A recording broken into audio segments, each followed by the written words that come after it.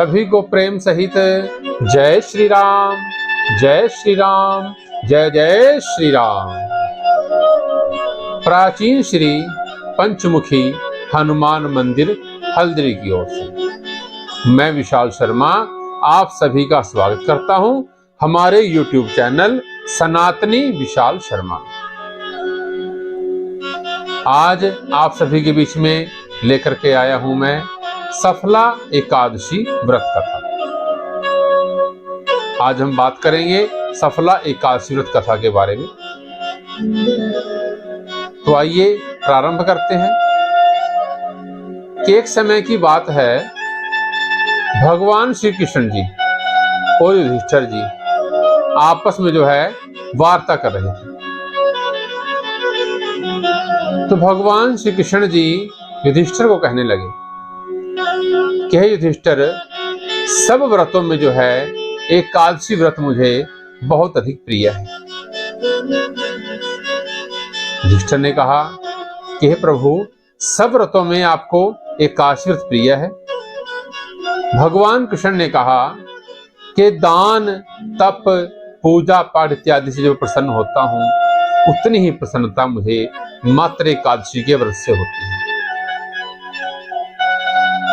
युधिष्ठिर ने पूछा कि प्रभु, पौष मास कृष्ण पक्ष में एकादशी आती है, उसका क्या नाम है, क्या व्रत की विधि है, इस दिन क्या आपको भोग लगाना चाहिए, और इस दिन जो व्यक्ति व्रत रखते हैं वो उनको किस चीज का सागार लेना चाहिए,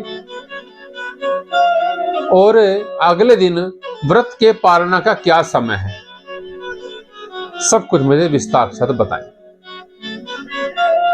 तो आज आप वीडियो के माध्यम से ये भी जानेंगे कि भगवान नारायण जी को इस दिन किस किस चीज का भोग लगाया जाता है, किस चीज का सागार लिया जाता है, और द्वादशी के दिन व्रत के पारण का क्या समय है। ये सब कथा के अंदर हम आपको बताएंगे, तो हमारे साथ अंत तक आप बने रहें। भगवान श्री कृष्ण जी ने कहा कि युधिष्ठिर, पौष मास कृष्ण पक्ष की जो एकादशी आती है उसका नाम है सफला एकादशी। जैसा कि नाम से ही ज्ञात होता है, सफला एकादशी यानी सब कार्यों में सफलता प्रदान करने वाली सफला एकादशी। भगवान श्री कृष्ण जी कहते हैं कि इस दिन नारायण भगवान की नाम से पूजा करनी चाहिए। श्रीमन नारायण नारायण मंत्र का जाप करना चाहिए। बड़ी प्यारी धुन है, आप सभी को विदित है। श्रीमन नारायण नारायण, इस धुन का जाप करें जितना ज्यादा हो सके। इस दिन भगवान श्री हरि विष्णु को नारियल, नींबू, अनार, सुपारी आदि अर्पण करें, जो भगवान को अत्यधिक प्रिय है। सफला एकादशी के दिन ये सब भगवान को अर्पण करने चाहिए। और सफला एकादशी के अंदर भगवान कहते हैं कि भाव से व्रत को रखें। अब कहते हैं, प्राचीन समय में चंपावती नाम का एक नगर था, जिसमें एक राजा थे जिनका नाम था महिष्यमान। महिष्यमान नामक राजा के 4 पुत्र थे। 3 पुत्र जो थे बड़े धर्मी थे, भगवान की भक्ति पूजा पाठ इत्यादि किया करते थे। धर्म, कर्म, दान, तप में काफी विश्वास था। लेकिन जो महिष्यमान का चौथा पुत्र था, इसका नाम था लुम्पक, वो पुत्र जो बड़ा दुराचारी था। लुम्पक जो मांस, मदिरा आदि का सेवन किया करता था, जीव हत्या करके उनको खाया करता था, पर स्त्री पर बुरी नजर रखता था, वैश्याओं के साथ गमन किया करता था, इतना दुराचारी था। उसके पिता ने बहुत समझाया कि पुत्र, तुम इस प्रकार के कृत्य छोड़ दो, मत किया करो। लेकिन लुम्पक ने अपने पिता की एक ना मानी। परिणाम स्वरूप लुम्पक की वजह से उसके पिता महिष्यमान की ख्याति जाती रही, दिन पर दिन कम होती है। तब एक दिन परेशान होकर के उसके पिता ने लुम्पक को राज्य से बाहर निकाल दिया। अब लुम्पक को जब राज्य से बाहर निकाल दिया जाता है, तब लुम्पक क्या करता है, वन में जाता है। और वन में एक पीपल का वृक्ष था, उसके नीचे जाकर निवास करता है, वहां पर रहने लग जाता है। पीपल का जो वृक्ष है वो भगवान को अति प्रिय है, तो लुम्पक वहां पर जाकर निवास करता है। लेकिन वहां पर जाकर भी उसकी जो नीयत नहीं बदलती, वो वैसे ही दुराचारी ही रहता है। तो एक रोज उसने मन में सोचा कि क्यों ना मैं जा करके अपने राज्य में चोरी करूं। तो लुम्पक जो है चोरी करने के इरादे से नगर में रात्रि में प्रवेश करता है। जब नगर में प्रवेश किया तो सैनिकों ने पकड़ लिया।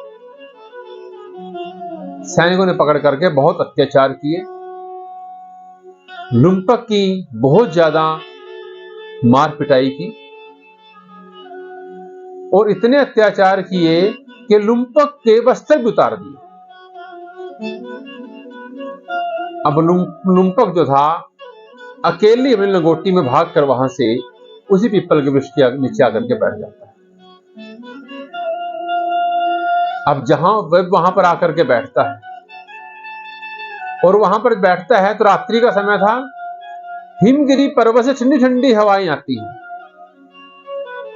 जिससे लुम्पक का सारा बदन जो है अकड़ जाता है। अब सारा बदन जब अकड़ जाता है उसका, कुछ करने लायक नहीं रहता वो। तो अगले दिन जब सवेरे होती है, सूर्योदय होता है, तो थोड़ा सा हल्का फुल्का ठीक महसूस करता है, लेकिन शरीर में शक्ति नहीं थी उसकी, ज्यादा देर चल पानी थी। सर्दी में वो ठिठुर रहा था ठंड से, क्योंकि पौष मास का महीना था। पौष मास के अंदर सर्दी बहुत ज्यादा होती है। तो फिर भी थोड़ा बहुत चला, कुछ खाने के प्रबंध के, कुछ खाता हूं, भूख लग रही है। खाने के लिए जाता है तो उसको कुछ है 2-4 फल मिलते हैं, फल लेकर के आता है और हाथ में रखकर फलों को देखता है कि इन फलों से मेरा क्या होगा, क्या गुजारा होगा। मुझे तो भोजन चाहिए, मुझे तो अन्न चाहिए, मुझे तो अनाज चाहिए, अनाज के बिना मेरा गुजारा नहीं।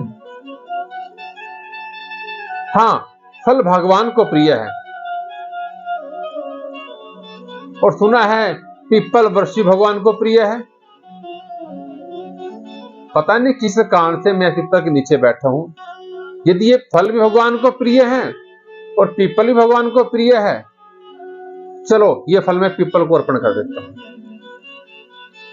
उस पीपल के वृक्ष की जड़ में फलों को अर्पण कर देता है और कहता है कि हे प्रभु, आपके लिए फल रखे हैं, जब आपका मन करे आकर के खा लेना। इस प्रकार भगवान को कहता भी। लेकिन जो उसने फल रखे थे बड़े भाव के साथ रखे थे, क्योंकि भाव कैसे बना उसका, इसके पीछे भी कारण है। अब तक भाव क्यों नहीं बना और आज भाव क्यों बना उसका? क्योंकि लुम्पक ने 10वीं की रात्रि को भोजन नहीं किया। क्यों? चोरी करने के लिए गया हुआ था, रात को भोजन नहीं किया। सुबह जब उठा तो फल मिले उसको, वो फल भगवान को अर्पण कर दिए, खुद ना खा करके भगवान को अर्पण किए। भगवान श्री कृष्ण जी ने भगवत गीता में कहा है, पत्रम पुष्पम फलम यो में भक्त्या पृच्छति, कि जो भक्त मुझे प्रेम से पत्र, सिर्फ पत्र लिखा। देखिए, भगवान को तुलसी पत्र अत्यधिक प्रिय है, लेकिन भगवत गीता में तुलसी पत्र नहीं लिखा, वहां पे सिर्फ क्या लिखा? पत्र, कि तुम मुझे एक पत्ता अर्पण करो, लेकिन भाव से। भगवान को क्या चाहिए? भाव। भाव के भूखे हैं भगवान, भाव के भूखे हैं भगवान। भाव बिना तो कुछ भी नहीं है, भाव बिना तो कुछ भी नहीं है। भगत है इनकी शान, भाव के भूखे हैं भगवान, भाव के भूखे हैं भगवान। भगवान तो भाव के भूखे हैं, इनको भाव चाहिए भगवान। भगवान ने क्या कहा भगवत गीता में? कि पत्र, जो मुझे पत्र अर्पण करते मैं उससे प्रसन्न हो जाता हूं। उसके बाद पुष्प, जो पुष्प आपको समय अनुसार, मौसम के अनुसार, ऋतु अनुसार जो पुष्प मिल जाए भगवान को वही अर्पण करें, भगवान उसमें प्रसन्न होंगे। वैसे पत्र का मैंने बताया भगवान को तुलसी पत्र से प्रिय है। यदि हमारा भाव है कोई पत्ता भगवान को अर्पण कर दे, भगवान उससे प्रसन्न होंगे। यदि हमारा भाव नहीं है, मन में ईर्ष्या है, द्वेष है, प्रभु भक्तों के प्रति गलानी है, तो चाहे भगवान को तुलसी की माला अर्पण करो, उससे फल मिलने वाला नहीं है। लेकिन भाव से पत्र, पुष्प, उसके बाद क्या है? फल। जो फल मौसम के अनुसार मिले वही भगवान को अर्पण करें। और जल, भगवान को गंगा जल अत्यधिक प्रिय है। जब भी स्नान करें गंगा जल से स्नान कराएंगे, ये जल में गंगा जल मिलाएंगे। लेकिन कई बार हमारे सामने कुछ ऐसी परिस्थितियां आ जाती हैं कि हमें गंगा जल नहीं मिलता, ऐसा हो जाता है। उस अवस्था में भगवान को स्नान कराते समय, भगवान को जल अर्पण करते समय मन में यह भावना ना लाएं कि मेरे पास गंगा जल तो है नहीं, चलो जैसा भी स्नान करा देता हूं, पता नहीं भगवान प्रसन्न होंगे या नहीं, ऐसा भावना। गंगा जल नहीं है, जैसा जल हमें मिले, जल होना चाहिए साफ, जैसा जल मिले भगवान को वही अर्पण करें, भगवान को वही प्रिय है, भगवान उससे प्रसन्न होंगे।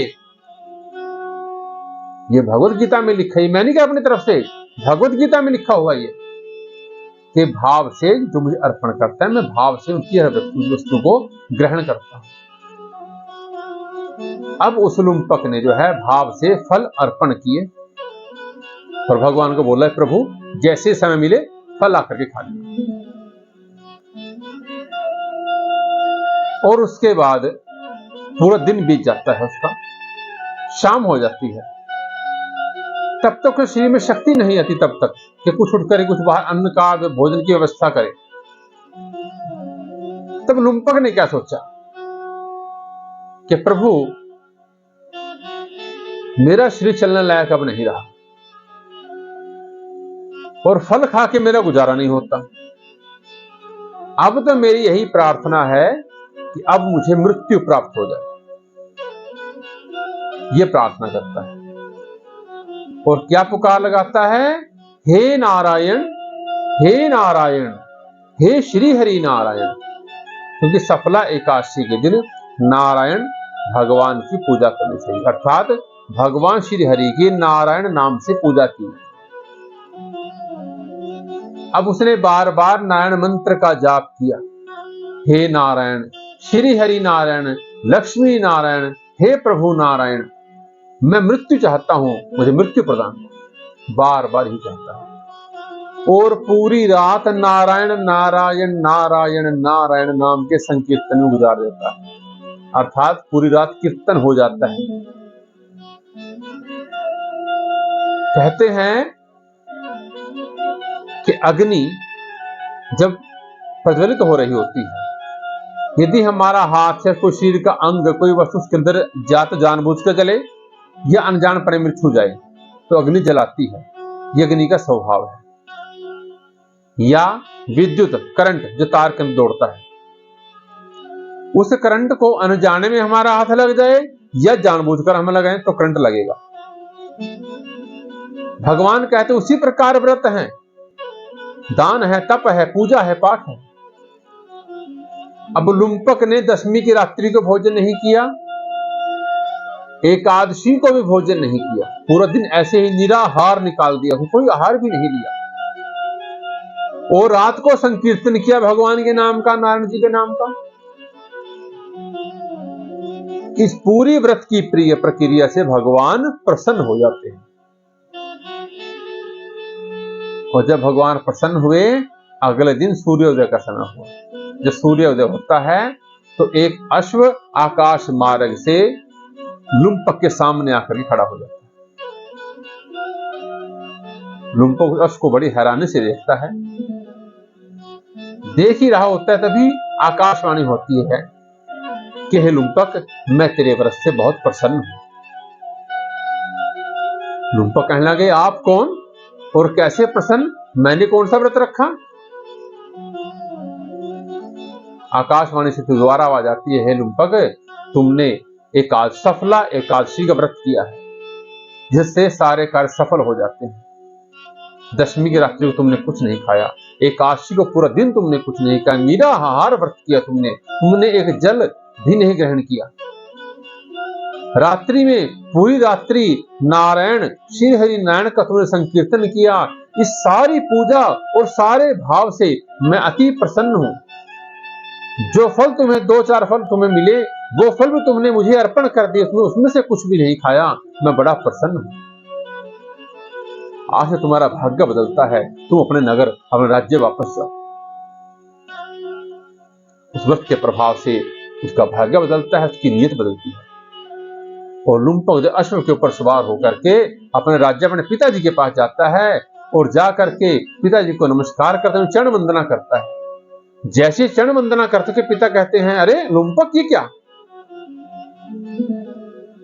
बोले, पिताजी, मैं आपकी शरण में हूं। वैसे तो हम प्रभु को बोलते हैं, प्रभु मैं आपकी शरण में हूं, लेकिन लुम्पक ने यहां अपने पिता को बोला कि पिताजी, मैं आपकी शरण में हूं। जब पिता महर्षिमान ने लुम्पक की ऐसी वाणी सुनी, वो समझ गए कि जरूर निश्चय ही लुम्पक का भाग्य उदय हो चुका है। हे लुम्पक, तुम कैसे बदले, किसके संग से बदले, किसकी संगत तुम्हें मिली? अब तक तो तुम्हारी संगत बड़ी बुरी थी, किसके संग से तुम बदले? लुम्पक ने कहा कि पिताजी, मैंने अनजानपने में सफल एकादशी का व्रत किया, श्री नारायण का संग किया, भगवान का जाप किया, जिसके संग से आज मेरा भाग्य बदल गया। आज मैं सदाचार के पथ पर अग्रसर हूं। तब उसके पिता ने कहा कि बेटा, यदि सफला एकादशी के एक व्रत से इतना पुण्य प्राप्त होता है,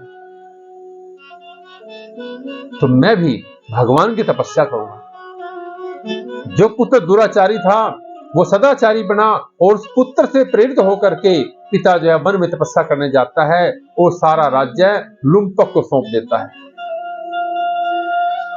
सारा राज्य लुम्पक को सौंपा, तो लुम्पक ने भी अपने पूरे राज्य में सभी को मुनादी की तरह बताया कि सभी एकादशी का व्रत रखेंगे। तो लुम्पक के राज्य में सभी नगर निवासी ने एकादशी व्रत करना प्रारंभ कर दिया। सभी ने एकादशी व्रत रखा, और पूरे नगर में, राज्य में खुशहाली छा गई। अब सफला एकादशी व्रत के पालना, कि किस दिन और किस समय इसका पालना कर, व्रत किस दिन खोलना चाहिए, उसके बारे में व्रत की विधि पहले आपको बताई है, पहले कथा में बताई है, लेकिन जल्दी थोड़ा एक बार दोबारा बताता हूं। दशमी की रात्रि को साग या पत्ते वाली सब्जी, शहद, कांसे के बर्तन में भोजन का सेवन, किसी दूसरे घर का बना हुआ अन्न का सेवन ना करें। दशमी की रात्रि को चावल का सेवन ना करें। एकादशी को अपने घर से बना हुआ आहार जो अपने घर का बना हुआ ले, कोशिश करें। विषम परिस्थितियों में बाहर का ले सकते हैं, लेकिन जितना ज्यादा हो सके कोशिश करें अपने घर से बना हुआ कुछ, घर से बाहर का ना लें। और द्वादशी के दिन, इस बार सफला एकादशी का व्रत आज आप सभी को पता है 7 जनवरी 2024 दिन रविवार, और कल यानी 8 जनवरी सफला एकादशी व्रत पारणा का समय क्या है? 8 जनवरी 2024 सुबह 7:15 से लेकर के सुबह 9 बजे तक, लगभग 1 घंटा 45 मिनट का व्रत पारणा का समय है। 8 जनवरी 2024 सुबह 7:15 से लेकर के और सुबह 9 बजे तक ये व्रत की पारणा का समय रहेगा। तो इसी के साथ आपको सभी को सफला एकादशी कथा सुनाई, और साथ में सभी का धन्यवाद, क्योंकि जो हम कथाएं डालते हैं, आप लोग कथाएं सुनते हैं, बहुत अच्छे उसके ऊपर कमेंट भी डालते हो, धन्यवाद भी करते हैं सभी, तो उसके लिए मैं भी आप सबका धन्यवाद करता हूं। और इसी के साथ आप सभी को अंत में दोबारा फिर प्रेम सहित जय श्री राम, जय श्री राम, जय जय श्री राम। बोल श्री हरि विष्णु भगवान की जय।